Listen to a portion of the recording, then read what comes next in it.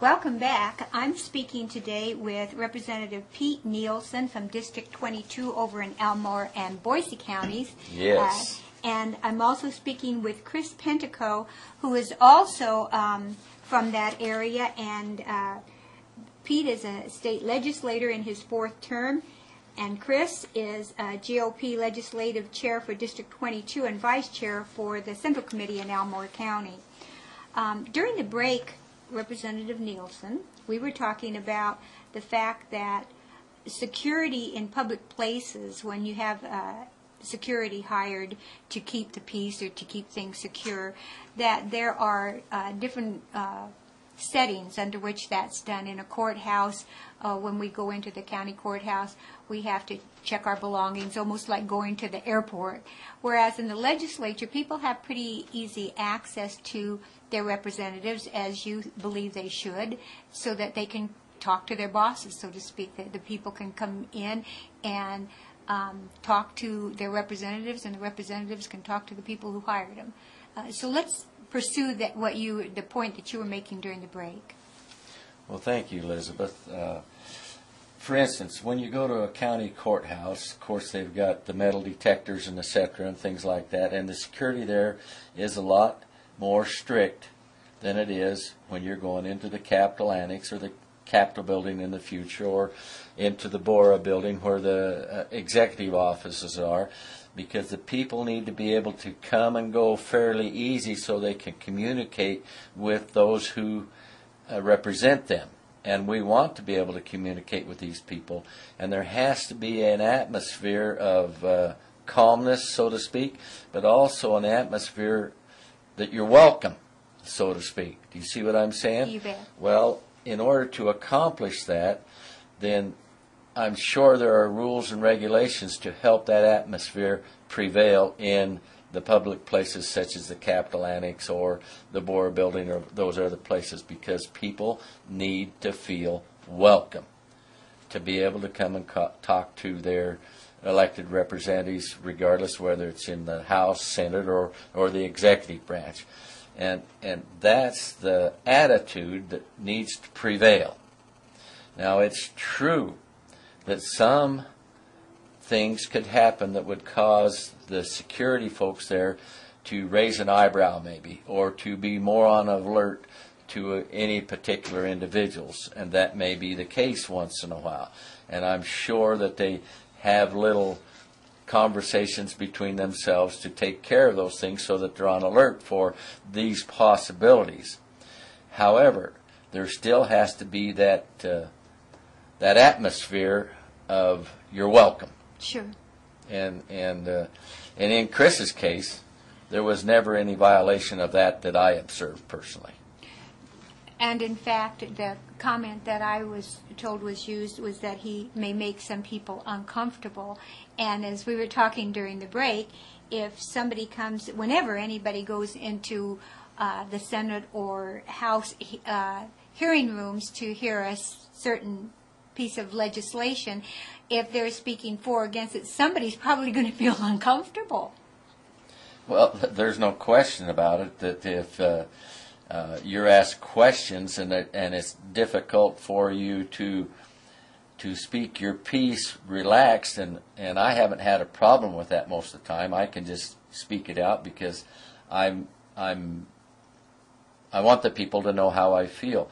But there's no question that on real tough issues you can feel uncomfortable, but that's part of the game. That's part of what goes on. And there's no way you can avoid that all the time. It's just going to happen. Well, and if people are detained for making somebody feel uncomfortable, there'd be a lot of people detained. True, and it has to be more than just that, in my opinion. Fair enough. I would Now, agree. the uncomfortableness maybe went to a point where they considered it a nuisance. I don't know. But even then, there has to be some point of disturbing the peace and that type of thing. And he was never cited for that. He was never cited as a nuisance, actually. And in those particular instances, if I was starting to feel that way, I might just make a simple request to the person, please don't bug me anymore. Yes, and in fact... And that's the end of the matter. I spoke with one legislator today who told me that he had a constituent that kept showing up and wanting him to fix something that was a problem in her business, wanted him to write some kind of legislation to help with somebody, and finally had to say, gosh, you know, I just I can't be coming out the door every time and have this man or this woman there all the time asking me, you know, what can I do to fix something. And so that became a bit of a problem. But when this legislator spoke to the individual, that stopped. And it was a matter of saying, hey, you know, I want to help you, but we can't keep doing this. And there was no charges or anything. And now is not the time. And they, you know, they worked it out. And in that case, this person was never a problem either. And we really want to be able to work it out like that, because that keeps the relationship in a better position than what it would be if you said, Mr. Officer, go over there and tell him I don't want to talk to me anymore. I would have a tough time doing that. Well, one of the questions that was raised also was on whose authority and under what part of the Idaho Code could a police officer or a state policeman be allowed to issue a mandate that Chris or anybody else not be allowed on that public property when there was no issuance of disturbing the peace, no threat to anybody, just the fact that the term used that somebody was uncomfortable with his presence. Are you aware of any such law? No. That was a simple question, simple answer, excuse me. Okay, and then if Chris was not found to be disturbing the peace, and on what grounds was he denied access to the governor's office as well? That I'm not sure of. I haven't been able to find that information out. Chris, it's my understanding that during the trial... Well, excuse me, Elizabeth, except that he was denied entrance by the Idaho State Police, but on what grounds, I do not know. Exactly, and it's my understanding that during the trial, the spokesman from the governor's office stated that they themselves did not say that they instructed the policemen to keep Chris off the premises. Is that correct, Chris? I believe so. All right, and in talking to your attorney, that's what we were told. Yes. Okay, so here we are. Chris is facing sentencing on the 11th of May at 11 o'clock in the courthouse for trespassing on public property. The only person that we have ever been able to identify as accusing him of any wrongdoing has been the Idaho State Patrolman who has cited you for trespassing on public property.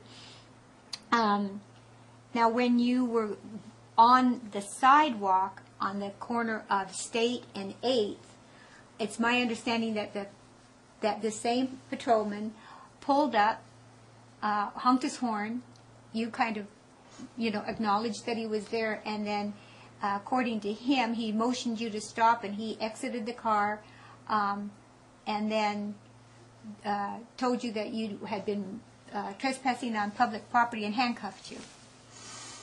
He didn't say the word trespassing at that point, but he said, "What did I tell you?" is the more accurate phrasing that he presented to me.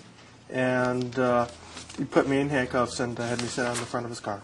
Okay, now this is actually taken from the report where he said, I reminded Pentico he was not authorized to be at the governor's office. I told Pentico to turn around and put his hands behind his back, and he stated, meaning you stated, Chris, I want to know under whose authority you have order to detain you. So when we come back from the break, I'd like to talk a little bit about that. The officer did say that when you asked that question, he felt that you were a flight risk. He detained you. You were placed in handcuffs with your hands behind your back. He checked the handcuffs for tightness and then double locked them. So let's talk a little bit about that when we come back from the break. I'm Elizabeth Allan Hodge. The program is Legislative Watch.